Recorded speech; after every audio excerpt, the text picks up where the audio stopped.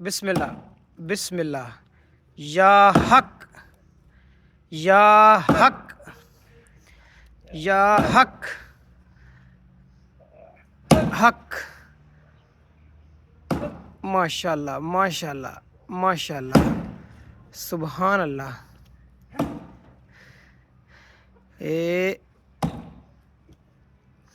ए जनाब लकड़ दरेक दी ते बिस्मिल्लाह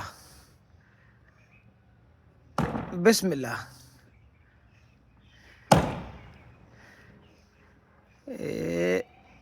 बिस्मिल्लाह बिस्मिल्लाह बिस्मिल्लाह। 2 लख्त हो गई लकड़, 2 लख्त। ए देख सकते हो। मैं क्या बच्चों को पूछा भी अफजल भाई लोहे दे बने या लकड़ दे बने न? वो आने बस लकड़ दे बने न। क्योंकि ज़्यादातर जनाब तुसी मैं देखना कि कम च लगे रहंदे हो, जी अपने कम कम ही नाल लगे कम है जी। अल्हम्दुलिल्लाह अल्हम्दुलिल्लाह, कम नाल ही कम है। क्या बात है, क्या इवें बात के कम ठीक है, जा। कम बंदे दे करम ने। ये तको ना जनाब लकड़ सा माशाल्लाह है जी। एक कुआड़ा भी को बड़ा नस्ली है, चेक करो जरा। यार ये कुआड़ा ठीक है, नस्ली है, पुराना कुआड़ा लगता है बड़ा कोई। बहुत पुराना कुआड़ा है। लोहा अच्छा लोहा है ना। अच्छा लोहा है। जी जी। अच्छा अच्छा अच्छा।